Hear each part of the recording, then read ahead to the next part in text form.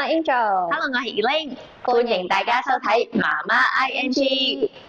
好，Angel 嚟到呢一集，咁啊，好有趣地係，即係唔係好有趣啦，係即係好特別地，我同你都有呢個相同嘅經歷，就係我哋嘅小朋友啦，都即係曾經試過喺 NICU 嗰度嘅留院咁樣嘅經歷。咁其實後來，我覺得真係做咗媽媽之後，先發現呢個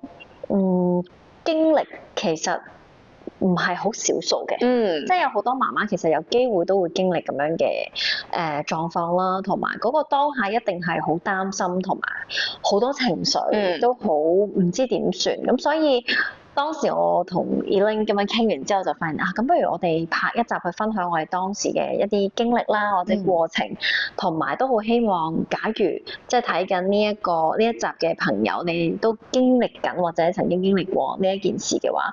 我相信大家都可以俾到對方力量，就係一定係會越嚟越好，同埋我哋一定都可以走過呢一個嘅過程嘅。冇錯，咁啊 Angel， 不如你分享下先啦。當時其實你係即係第幾胎嘅時候，小朋友住 NICU？咁我自己咧就係第三胎同埋第四胎嘅經驗嚟嘅。咁因為我兩胎咧都中咗 B 鏈，咁就係呢一個嘅乙型鏈球菌啦。咁所以當時應該咧就係喺生產嘅時候需要打呢一個嘅抗生素，咁去避免 BB 咧喺即係經過呢個產道嘅時候就受到嗰個細菌嘅感染嘅。咁但係可能因為我嘅產程太快啦，咁所以其實係打唔切嘅嗰個抗生素，咁所以最後因為佢係需要即係指定嘅時間咯。冇錯，佢就話係要喺產係啦，你生產之前嘅3個鐘頭，你要去令到佢喺你嘅身體嗰度運行到，佢先會發揮到個作用。咁但係當我嘅產程其實係仲少過1個鐘頭嘅時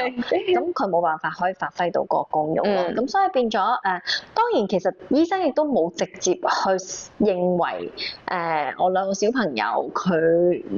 有咁樣嘅即係生產之後有可能吸咗啲胎水啊，或者呼吸上面嘅一啲困難嘅狀況，佢冇直接將佢認為係 B 鏈導致嘅。咁但係我自己嘅嗰個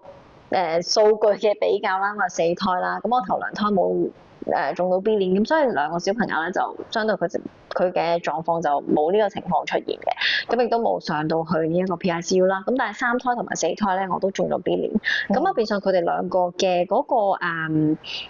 狀況都係比較相似，都係嗰唞氣唔係好順暢啦，咁佢亦都係需要留院去觀察啦，咁啊要睇下佢可唔可以自主呼吸。咁3胎嘅情況亦都冇4胎咁嚴重嘅，咁3胎可能就係住多咗2到3日嘅 PICU， 其實佢就已經可以順利出院就翻屋企㗎啦，係啦。咁但係去到4胎咧，佢係接近住咗差唔多係個半星期嘅醫院嘅，係啦。咁但係我相信其實嗰個經歷嚟到即係呢個狀態，就係大家都好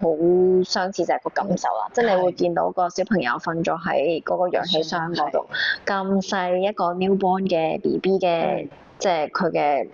好細嘅身體，但係全身都可能插晒啲管啊、喉啊、佢鼻啊，因為唞唔到氣嘛，咁所以都要有個呼吸器去幫佢手。咁當然我第3胎去見到嘅時候，就係咁樣喊，即係我相信嗰個感受，而令到好有，即係你一定都好感受到，就係哇！你見到一個咁細嘅身體，但係你作為媽媽，你好似即係你會突然間莫名有一啲嘅自責感嘅，即係你會覺得我冇辦法令到你有一個健康嘅身體，你即係令到你需要瞓喺呢個氧氣箱度經歷呢一個過程，咁所以作為媽媽嗰個心情一定係好唔好受嘅咯。係。我當時就第2胎嘅時候，咁就小朋友入住咗即係加護病房咁樣嘅 NICU。咁因為第1胎嘅時候一切都好順利，咁所以開頭就諗住第2胎應該都會好順利啊。咁我本身係喺私家醫院嗰度生嘅，咁但係小朋友出咗世之後，跟住兒科醫生就發現佢嘅呼吸唔係好暢順。咁當時其實唔知係乜嘢原因嘅，咁跟住然之後佢已經馬上建議就將 BB 送去政府醫院啦，因為佢覺得即係政府醫院嗰度個配套會比較好。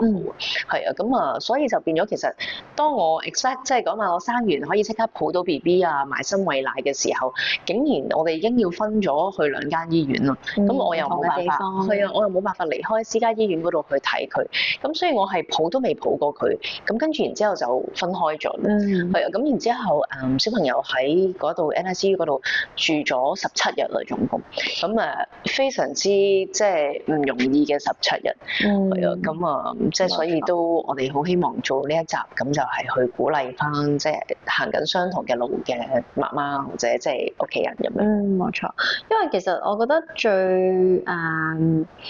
嗰個心情上面係。好似你所講就係可能其實我第三胎佢發現嘅嗰個過程咧，都唔係話一出世，即係佢生產完咗之後就發現佢嗰個呼吸好急促或者呼吸唔係好順暢。咁佢係反而我都有做到嗰個埋身有攬過佢，跟住反而係落咗去產後病房之後，跟住姑娘先至覺得佢嘅呼吸唔係好喎，咁所以先至臨時由佢即係喺我身邊就帶咗佢去，就上咗去 PICU 嗰度觀察。咁第四胎就真係同你嘅情況好似啦，就係生完其實我都未見到佢，或者未摸到佢，未抱到佢，佢就已經係即刻就已經送咗上去。咁嗰個情況嘅危急程度係咁樣。咁所以喺嗰個當下，我相信好多媽媽都會覺得好無助，同埋唔知道應該點算？係啊，咁我去分享多少少就係反而係因為我兩胎都經歷咗，咁中間嘅嗰個轉念啊，即係我嗰個諗法嘅念頭嘅改變，我覺得都好想去同大家講多少少就係第三胎我好多嘅係自責啦、內疚啦，每一次上去都喊啦，睇住佢喺一個箱度，覺得自己做得好唔好啦，冇辦法俾一個即係令到佢可以健健康康，唔需要留喺呢個箱入面嘅感受，其實有好多。咁所以嗰個當下，就算哪怕我翻到去屋企，或者嗰個病即係翻到去產後病房，張床得翻你一個人嘅時候，我都瞓唔到覺嘅，即係你會好多嘢諗，好擔心，同埋你會有無限個唔同嘅可能性會彈晒出嚟咁樣。咁所以坦白講，第三胎我又唔算係真係喺嗰段時間有一個好好嘅休息嘅。咁但係去到接佢出院之後，你就會覺得哇，嗰個疲勞再累積咗，然之後 BB 再翻嚟，咁你又要照顧佢嘅嗰個狀態之下，你就會覺得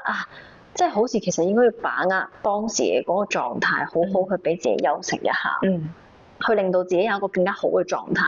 去迎接佢翻屋企。咁所以去到同樣地，去到第四胎發生咁樣嘅狀況嘅時候，當然你話唔擔心係假嘅，即係你點樣你都一定係會諗即係點算？即係會唔會有啲咩嘅狀況發生？咁但係喺嗰胎我就同我自己講，就係而家冇嘢比我好好休息更加重要。咁所以其實我喺醫院就係基本上瞓咗我呢嗰4年，完全係未試過瞓咁耐嘅覺啦。因為始終 keep 住你都要睇小朋友，但係你喺醫院得你一個人啫嘛。咁所以就瞓覺。跟住然之後就開始希望自己上奶，咁啊泵奶啦，咁啊開始想要即係你嗰個黃金初月要攞到啦咁樣。咁跟住翻到屋企，我亦都係即係盡量把握好嗰個時間，就係同我喺屋企好期待嗰3個小朋友，咁就去同佢講解呢件事，即係點解細佬未翻到嚟。咁但係我哋可以即係好好去珍惜。即係我而家個肚唔係有 BB 啦，即係已經係一個即係叫做都扁咗少少啦，咁啊可以抱翻佢哋啊，或者係有翻好多唔同嘅擁抱嘅時間。咁所以我就反而喺第四胎嘅時候，我就轉咗一個方式，就係好好去休息，好好去泵奶，好好去同我嗰3個小朋友去相處，令到大家都係一齊好期待迎接我哋第4個小朋友翻屋企嘅嗰一刻。咁所以我就好記得。當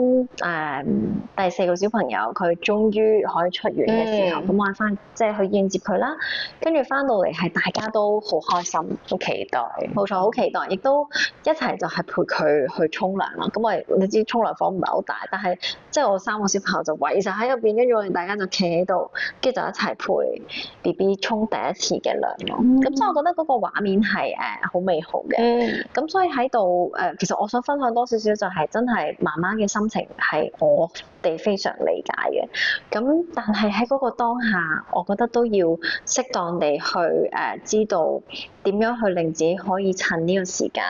休息，因為當 BB 再翻嚟你身邊嘅時候，係無止盡嘅餵奶啦，跟住換片啦，即係照顧啦，咁其實就變咗我哋永遠都會將自己嘅優先次序放後咗。咁所以喺呢段時間，我係好建議大家，即係各位媽媽係好好去休息，好好去瞓覺，好好去令自己嘅身體準備好，令到 BB 翻嚟身邊嘅時候，你已經上晒奶，你已經有充足嘅狀態或者良好嘅狀態去陪伴佢咯。